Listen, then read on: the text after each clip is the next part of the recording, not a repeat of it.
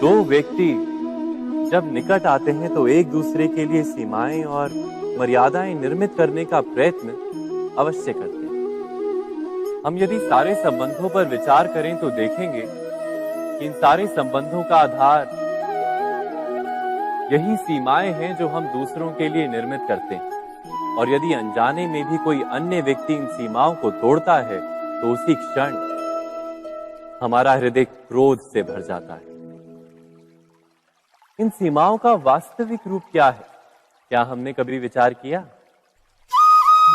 सीमाओं के द्वारा हम दूसरे व्यक्ति को निर्णय करने की अनुमति नहीं देते, अपना निर्णय उस व्यक्ति पर थोपते हैं, अर्थात किसी की स्वतंत्रता का अस्वीकार करते हैं हम। और जब स्वतंत्रता का अस्वीकार किया जाता है तो उसका हृदय दुख से भर जाता है, और जब वो सीमाओं को तोड़ता है तो हमारा हृदय क्रोध से भर जाता है। क्या ऐसा नहीं होता?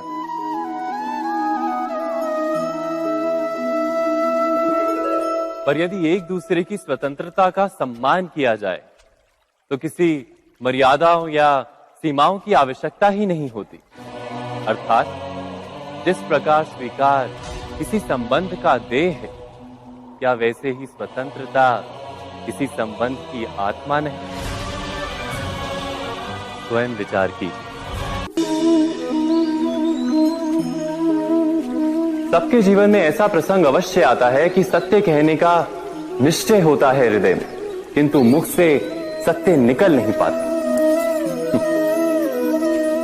कोई भय मन को घेर लेता है। किसी घटना अथवा प्रसंग के बारे में बात करना या फिर स्वयं से कोई भूल हो जाए उसके बारे में कुछ बोलना, क्या ये सत्य है? नहीं, ये तो केवल तथ्य है।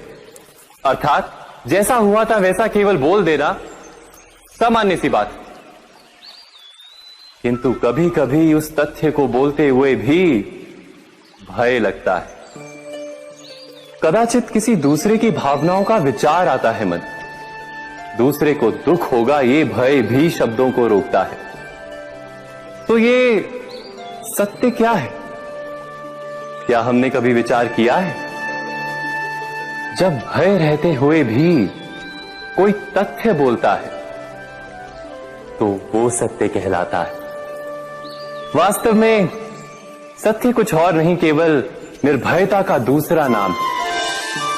और निर्भय होने का कोई समय नहीं होता, क्योंकि निर्भयता आत्मा का स्वभाव है।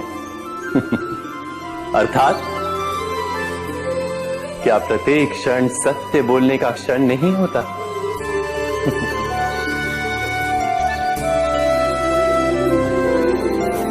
स्वयं विचार कीजिए।